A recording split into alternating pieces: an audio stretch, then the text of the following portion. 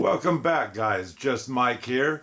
Thanks for stopping by. Anyway, I got this kind of a unique little clock here that I don't even know the name of it. I just unboxed it and let's take a look at it. Here's the clock. It's not that big, but it's not that small. And I wound it up and it's ticking. It does say inside there it's an 8-day. Now this clock here, right there, that nut will say that's what's going to unscrew and drop the movement through. And of course we got to take the hands off. The main thing about what I'm going to do with this clock, you can see the different color in there, and these are loose anyway. I'm going to go ahead and pop all this stuff off, and I'm going to refinish the clock so I can see the wood better. And I'd imagine this is a 1970s, somewhere in there, clock because of the eagle and whatnot. And there is something in there that tells about the clock. We'll find out in a second. I have these two screws I got to take off, so let's take them off first and see what it looks like inside.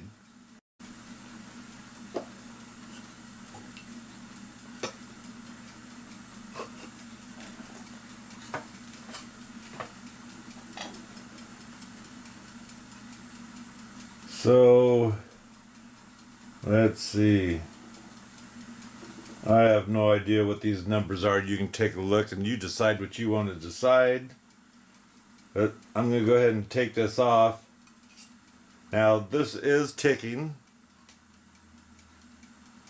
And they say, according to the book, if the clock is still ticking, you should go ahead and re-oil the clock and not worry about cleaning it unless it's filthy. Now, being in the box like this with that lid over it, the back cover, I would almost suspect that's going to be really looking good. And like I say, I wound this thing up and it started right away. Now, the first thing I notice, there's a nail pulling out. This is caused, I'm going to guess, from laying on the back, because it's too heavy. It's lifting this whole frame up. And so we're going to have to do something about these nails. Surprisingly, this nut was very loose.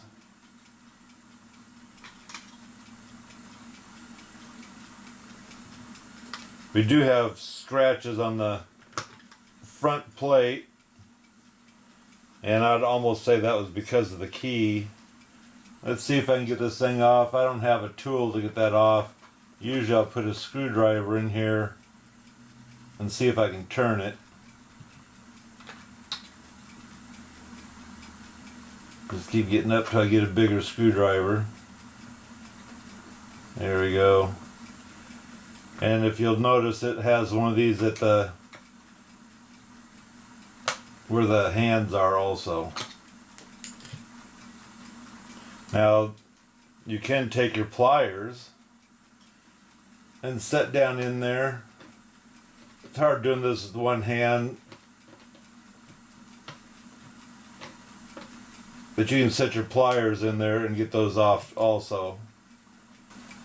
So as you're taking them off, especially that one there, you will hold the movement in so it'll want to come out easier. Come out of there. See, that's threaded. Set it up this way and see if we can get that off of there.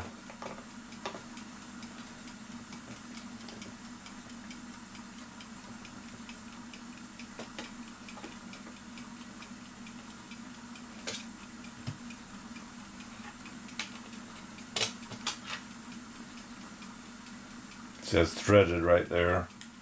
So now that'll just drop right out of there. It didn't break good. So that's what your movement looks like, excluding the inside. Let's just take a quick look. Like I say, I do plan on oiling this. And these screws are loose.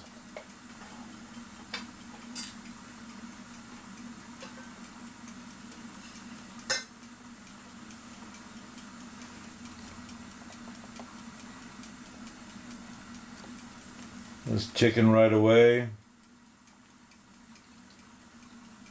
This here would be what hold your spring obviously inside there.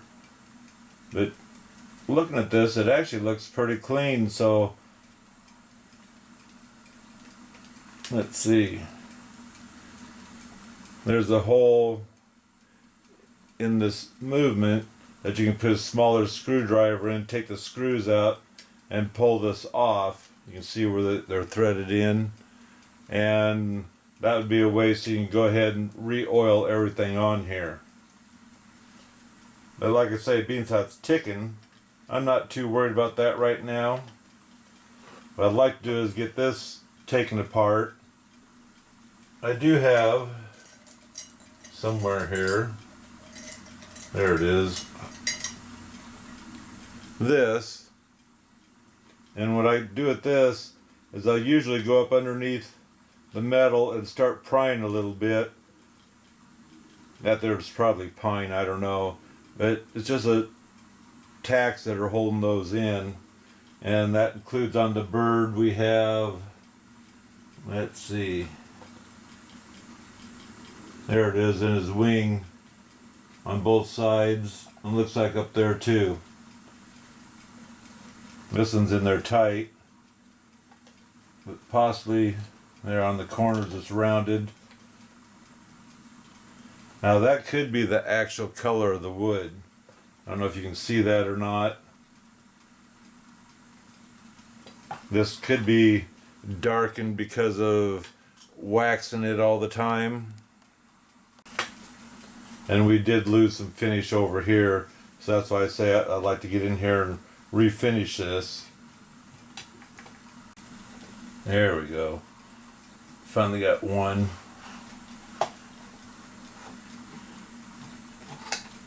Once you get one, the rest should come pretty easy.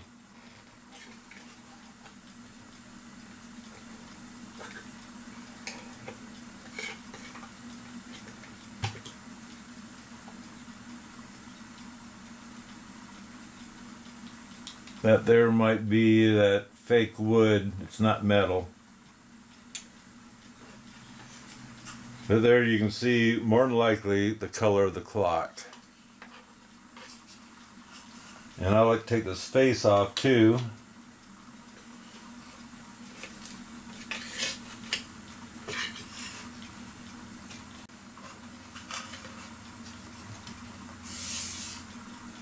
I would say it feels like plywood, but I would say that's a pine or whatever, but still it's a pretty wood. So I'm going to take this, I'm going to run some denatured alcohol across this thing, get it all cleaned up, and then I'm going to restain it. Now I've discovered something on here. On the back it's got this hole. There's nothing that goes up to it. And I'm wondering if that was a place to put a pencil. So while this is possibly in the kitchen, you have a place to, or a pencil that you can write your shopping list maybe and then stick it back in there. I don't know. Or maybe you can hang a flag in there. If it's your clock, you do what you want with it. So the sun is peeking out, but it's about ready to rain. Depends on which part of the sky you want to look at. Let me show you. The wind's picking up. But looking over there, it looks good. We'll see what happens. So here I have my denatured alcohol, 3/0, can't get 4/0, 3/0 steel wool.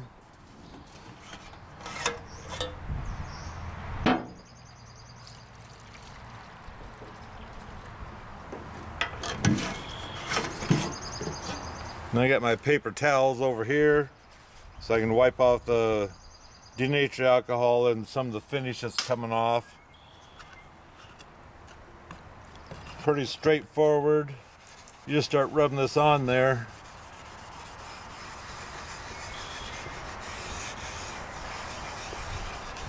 Cleaning the old finish off and also trying to get rid of the dirt and wax that's around there. You already tell it's starting to lighten up like this here.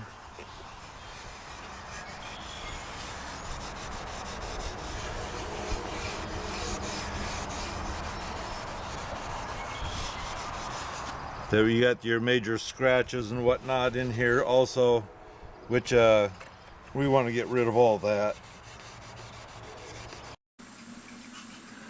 Okay, you guys be honest with me. How many people watch this video to take a quick nap or an hour nap, depending on how long my videos are? Anyway, we'll ask that, and then we'll ask how many people are yelling at me about this hole in the clock.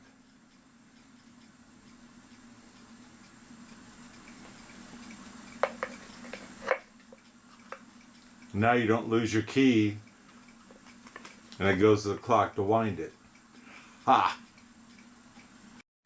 So it started to sprinkle on me a little bit just as I was getting done. Anyway, the only thing I was really concerned about was right here where the wood shows. I didn't work so much on this part because the whole dial covers that. And I just touched this up to get the dust off of it. And when I restain everything, this could be flat black or shiny black, I don't care. It's the back side, you never really see it. This is the part that's important to me to stain it. So I'm going to let this air dry a little bit longer, and then I'm going to use some stain on there, in which, because I think this is in the 70s, and you can kind of tell it's got a little bit of a red tinge to this. I'm planning on using a cherry stain, but it has this, oh,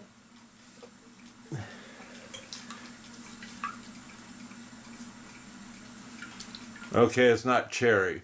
It's red chestnut, it says.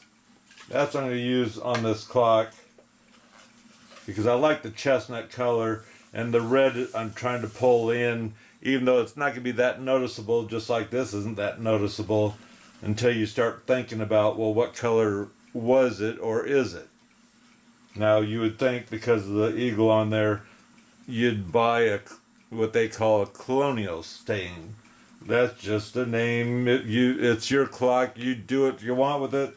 I happen to be in love at the moment with either chestnut or, like I say, I'm trying a small can of red chestnut to see if there's a difference, and also I don't want all my clocks looking the same color.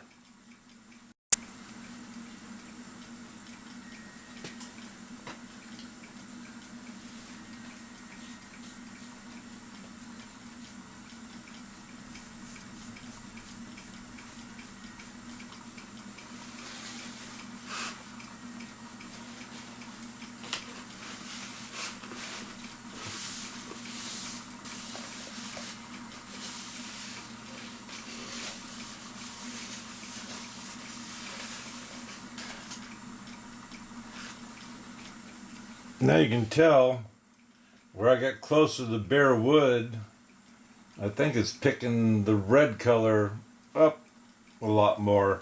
The finish isn't off this totally. It's thinned down and the stain was starting to come up that was on there, but I know for a fact it's still got a coat on there. And that's another reason why you want to, if you're going to refinish a clock, don't ever leave it natural. Put some kind of a stain on it, whether it be light or dark, it doesn't matter. So that way it kind of gives the clock a more evened look to it. Like I say, where the eagle was and everything, everything's going to go back on here. So it's not too important. And it is kind of a country-ish clock anyway. Yeah. So there you go. We'll let her dry and then start putting it back together again. So I'm using this on the wood, and so it's drying right now. I'm only going to put 2 coats probably on it. I don't need a lot, and besides that, the wax is going to take care of it otherwise. So let's take this apart and re-oil it. Like I say, it's ticking like a top, so I'm not even going to worry about getting into the spring portion of it. One thing I'm going to do is re-oil everything, but mainly get to the other side that no one ever gets to. So it's going through these holes and take the 2 screws out.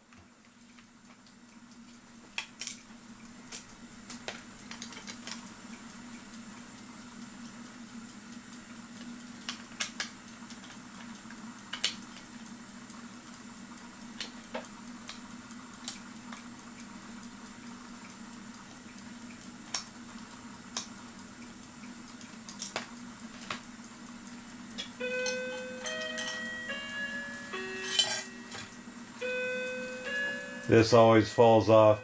This is the part you got to worry about when you buy just the works. It's no good unless you have this. That's what the hour hand fits on. So this has, let me go look. I'll tell you what the name of this type of a winder is, but it's meant to, you can only wind it so far and then it locks up and will stop the wind so you don't overwind your spring. This is called a Geneva stop system. I don't understand for sure how it works because your spring will wind up clear down and you're supposedly supposed to be able to keep winding this, and then eventually you have a bigger tooth here that will win, I don't know, but will come in and lock this up so you can't keep winding it and ruin your works. I don't remember what size. I have a size 4 here.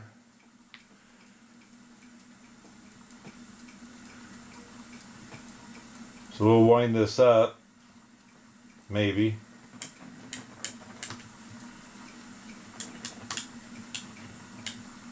There, I can't wind it anymore because that tooth went in and stopped me from winding it. Like I say, how this thing works when it winds down, I have no idea.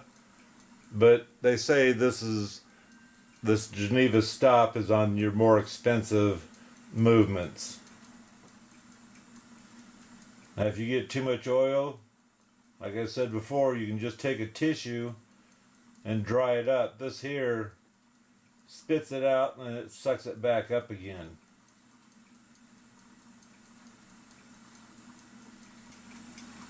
So now we're ready to install it once we get the clock dried enough. This, I haven't touched the glass, but I did take some brass polish. Now my guess is this had some kind of a finish on it, but it was getting dark because of the dust and possibly the waxing of the clock, and so I dulled it up just a little bit. Did have a rust spot on it somewhere on here. I must have buffed it out, but I noticed inside here there's a dark spot, like this clock's seen a little bit of moisture. Now I wish I could do something with this because I don't really like the scratches on it. The 8-day and the arrow's still there, but I guess we're gonna just call that good. Can't have everything perfect.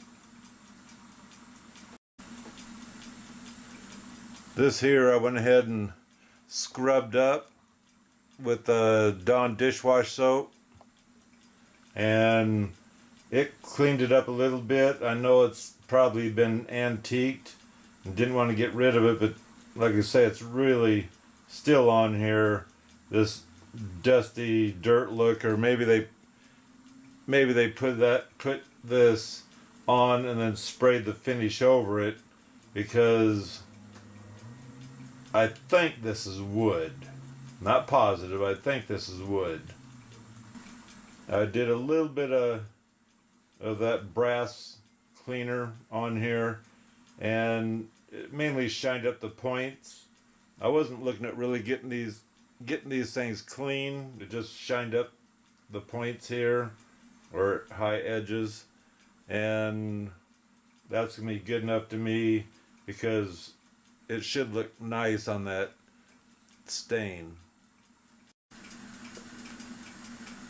So here it is done, and I think I'm gonna go ahead and start putting these things on.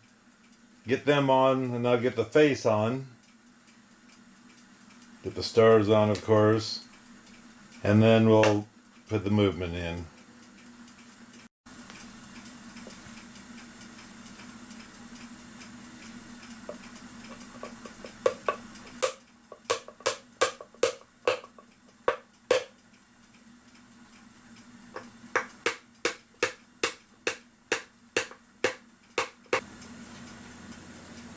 I'm trying to hit the same outline where they were originally.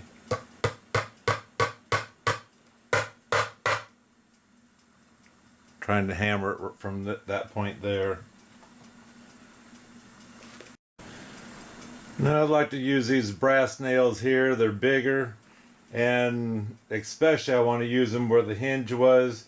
You can see where the nails have come out, and they've added several different types of nails or something. There's holes poked all over this, and so I'm going to use these. These are much bigger.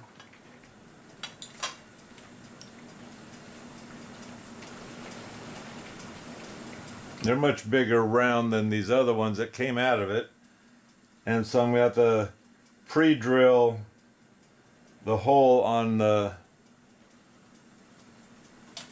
here to get them to accept them without denting this or smashing it down any further than it is already.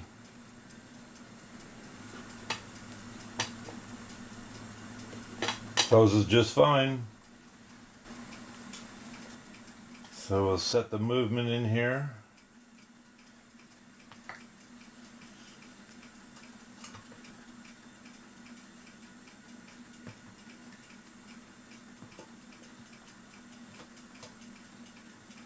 I'm going to take these that we shined up just a little bit,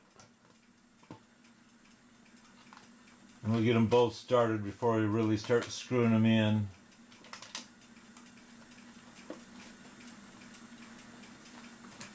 Make sure it's in place. There we go.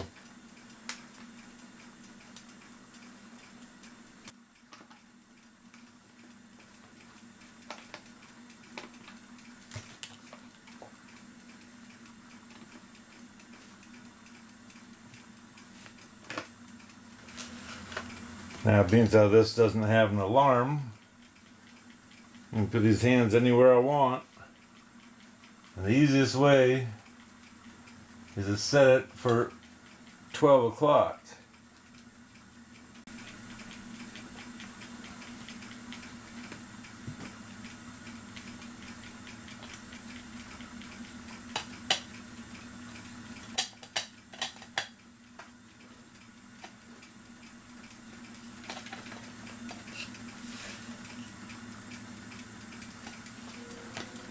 Being that you have the glass there, you want to make sure it's not on a hard surface. I have a towel down, so that's going to help me.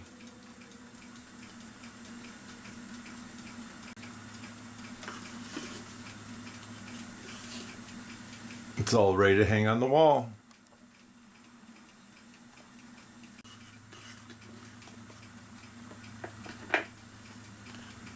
How nifty is that?